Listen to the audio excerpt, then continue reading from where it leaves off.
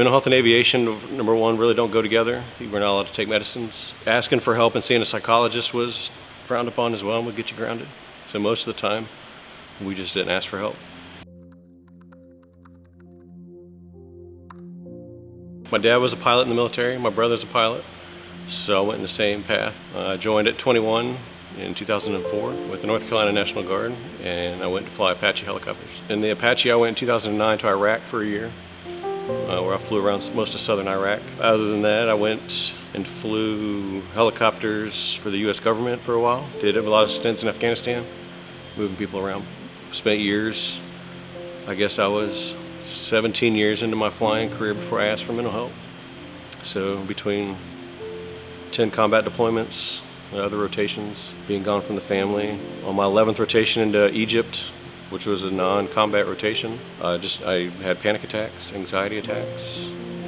I would just get on YouTube and I would watch all the recorded RAs and Sunday sermons while I was in my room. They had to evac me out through Germany and back to the U.S., which is where I came and saw mental health treatment, which was forced on me because of the evac out. But that's what led me to seeing Pastor John for therapy. We started coming to Temple in 2017, and then COVID hit, and everything kind of slowed down. And my issues with getting evac'd out, with Recovery Alive being at the church, I was able to get help. I'm an analytical person, so being able to look at a book and break something down, problems down, and being able to find solutions that way for me helps out, where I can answer questions directly out of the book.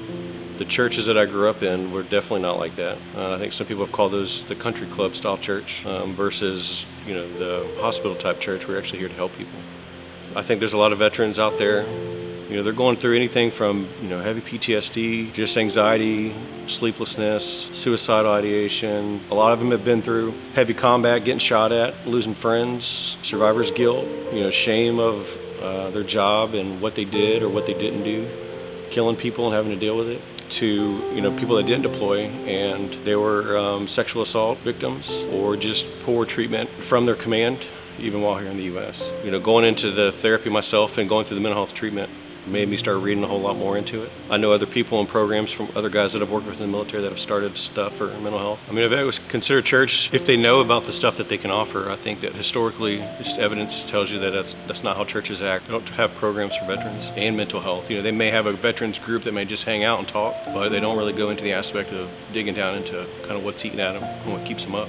So I think being able to tie the church into that, this is a safe place for veterans to come and talk. Pastor Rodney preaches a lot different than what I grew up on. That captured my attention, and then the way, again, I'm an analytical person, the way he breaks down his sermon, and puts it in what we call in the Army dummy terms. You can read it on the slide, you can read it on your handout, and then just the way he talks about it. My son has also said the same thing, to where it makes it where you want to actually learn about something. If there's any vet that really thinking about needing help, I would just recommend you go to YouTube or Facebook to the Temple City page, watch Pastor Rodney's sermons, and then watch an RA. Just pick one and watch it and see what you can find out. When I was stuck in Egypt, I was there for 2 weeks, not being able to be flown out, having constant anxiety in my room. Wasn't eating, barely sleeping.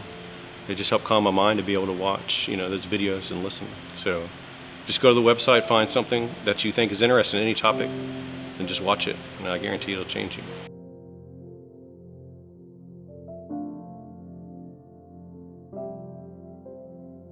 I don't have Facebook, but they do. I'm sure they do. Everybody else would. Everybody else has it. Yeah.